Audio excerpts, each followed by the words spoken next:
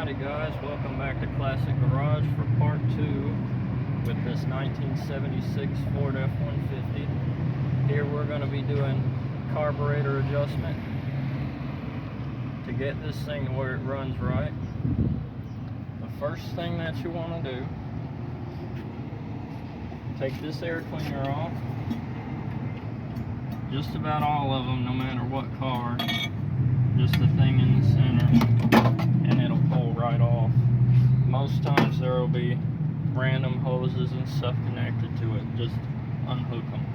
If it's a vacuum line, a lot of times they'll have vacuum lines attached to them. You want to make sure that they're plugged off. So the first thing you want to do, go and get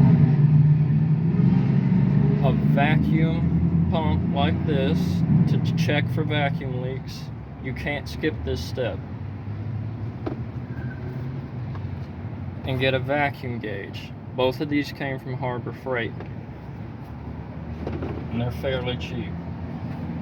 What we do, all these little hoses, go around and find where they're connected to things like the vacuum advance on this distributor. Find where it comes to, unplug it, you hook this into that hose, you hook it into the hose like that, and then you'll pump it. If it holds steady like that, when it's connected to the hose, if it holds steady, it's not leaking vacuum. You want to check pretty much everything connected to the carburetor, because the way a carburetor works, carburetor meters gas. Everybody knows that much. And the air-fuel ratio is very important. If there's vacuum leaks, you're introducing extra air. It's not going to run right if there's extra air going in with the gas, because you changed the air-fuel ratio. So the first thing to check is vacuum leaks. As for the adjustment part, you use the vacuum gauge. It comes in a kit like this.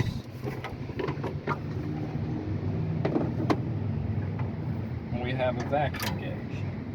Now to use the vacuum gauge, you want to find a vacuum line that is manifold vacuum. There's ported vacuum and there's manifold vacuum. Manifold vacuum will be on at idle. If you plug this in to a vacuum hose and you don't get vacuum at idle, you want to choose a different hose. Big items like this power brake booster, run on engine vacuum, that is manifold vacuum.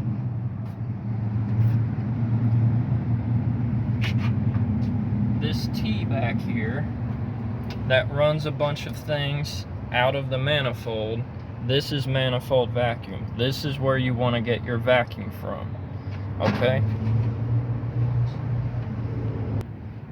So now we've connected this vacuum gauge back here to manifold vacuum. When I start the engine, this should show me what the manifold vacuum is.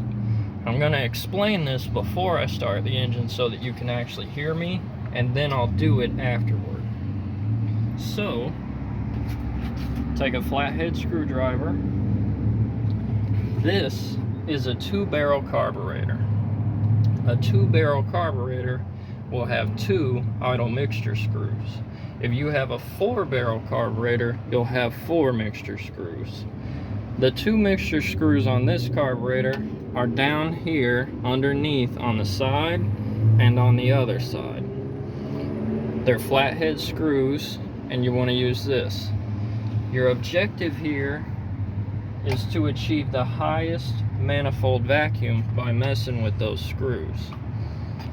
So if you turn those screws all the way in to the right until they just are snug, and you turn them out 2 turns, It should give you around the factory setting. Then you start the engine after you've turned them all the way in and turned them out 2 whole turns. You turn them to the right. If the vacuum starts going up, you're going the correct direction. If the vacuum starts going down, start going the other direction. If it takes too much more than that, you have a vacuum leak somewhere, or a passage in the carburetor is dirty and needs cleaned. So what we're gonna do is we're gonna adjust these screws just like I said. I'm gonna start the engine and we'll see.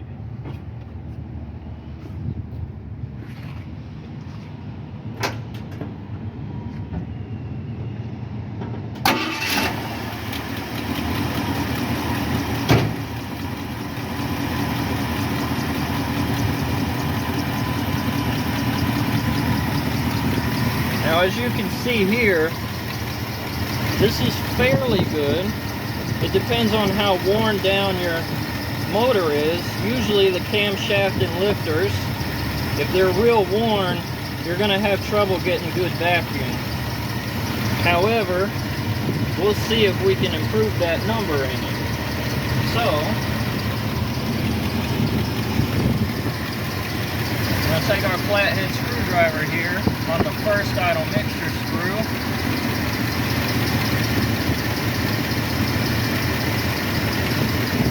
We're going to turn it in some and see which way it goes. See how it's starting to go down just a little bit? We need to go the other direction until we get the highest vacuum. The highest steady vacuum, I should say. Okay?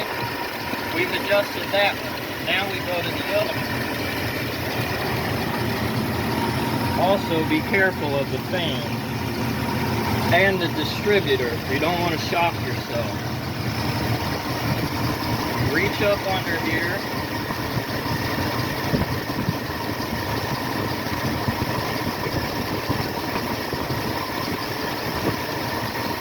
Turn it in to the right until it starts to move. You see it's starting to become unsteady and move a little lower. Now I go in the other direction until it picks up just enough. This is our highest vacuum we can achieve. Now I should say, you want to do this when the engine is hot. You want to make this adjustment when the engine is at normal operating temperature. You can't do this when it's cold. Now on top of that, there's other adjustments and other things you can do. Like this one, when I step on the gas, I know the feeling it's a little bit too lean. There's not enough gas. So, if it feels like it's going to stall on you, there's adjustments you can do.